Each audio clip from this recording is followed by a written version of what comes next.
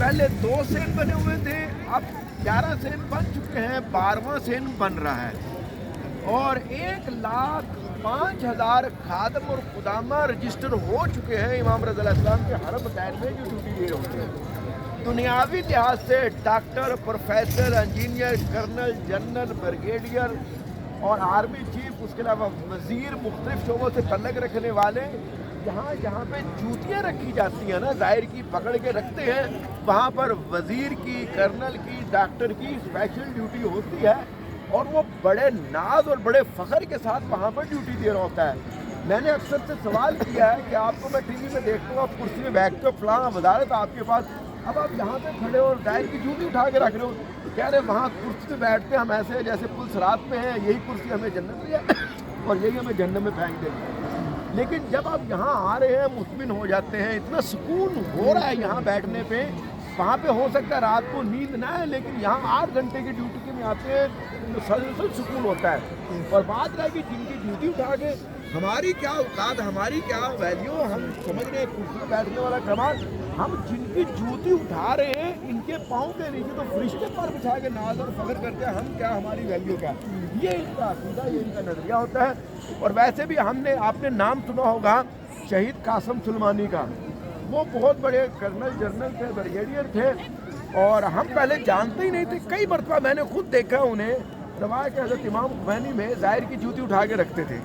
अच्छा, उनके बारे में उस वक़्त पता चला जब मासूम ने उन्हें अपनी आगोश में ले लिया, तो फिर अमलन हमें पता चला कि जो अपने आप को इनके कदमों पे निछावर कर दे फिर ये उसे मिटने नहीं देते। आज दुनिया वाले आके देखे जहाँ पर उनका नाम नहीं था, अब दुश्मन की ज़बान पे नाम है तो बस वो शहीद कासिम सुलेमानी का नाम है। इसलिए आपसे भी मैं इल्तमास करता हूँ, ये चंद दिन की ज़िंदगी है, अगर आप वाकई दुनिया और आखिरत चाहते हैं तो अपने आप को मासूम के नाम पर वक्त चाहिए, फिर देखिए खुदा कैसे नवाजता है आपको। और उसके अलावा 2 मस्जिदें बनी हुई है, एक मस्जिद बालासर है जो मौला के सर मुबारक की तरफ है, एक मस्जिद गोरशाद है, और 2 लाइब्रेरी बनी हुई है, एक मरकज़ी लाइब्रेरी, दुनिया की हर ज़बान में हर मौजूद में किताबें वहाँ पर मुहैया हैं, तहकीक के लिए उन्होंने रास्ते खोले हुए हैं। और 2 इमाम के हरम के अंदर अजायब घर है, एक पुरानी अजायब घर है और एक मरकज़ी अजायब घर है। पुरानी अजायब घर में कल जाएंगे जहाँ पे 14 मासूम के हाथ के लिखे हुए कुरान मजीद हैं। कुरान मजीद हमारे लिए मौजज़ाना किताब है, लारब किताब है, हमारे हर दुख दर्द का इलाज उसी के अंदर है। लेकिन जब मासूम के हाथ का हो फिर नूरुल आला नूर होता है। हमारे यहाँ फरंग कल्चर है, कोई मोमन हो, सैयद हो, एक आयत लिख के दे रहा है, कभी हम गले पे लटकाते हैं, कभी बाजू में बांधते हैं, और खुदा गफूर रहीम है फिर भी लुत्फ़ करम करता है।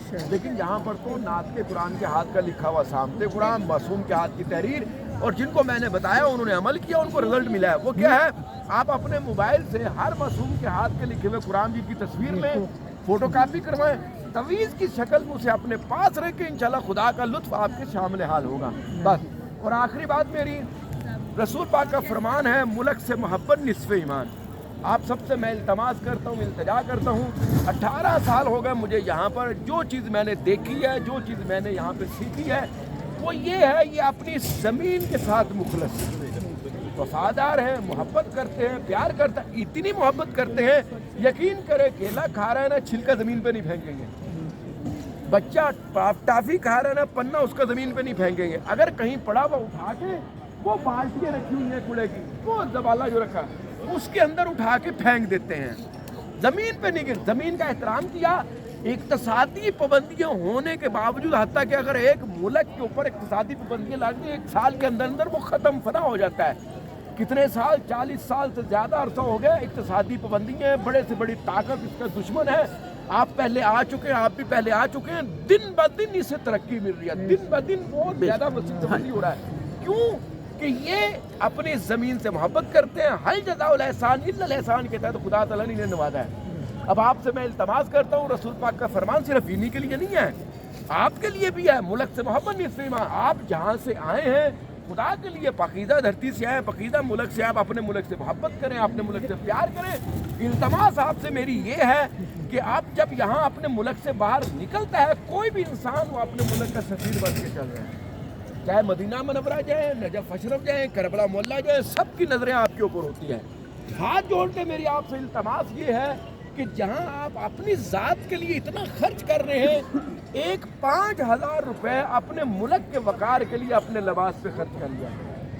اچھی جگہ پہ رہیں، اچھا لباس پہنیں اور دنیا والوں کو بتا کے جائیں کہ ہم آئے ہیں ایسے ملک سے، ہم غلامان مصطفیٰ ہیں، ہم آزادار ہیں، خدا نے ہمیں ہر نعمت سے نوازا ہے۔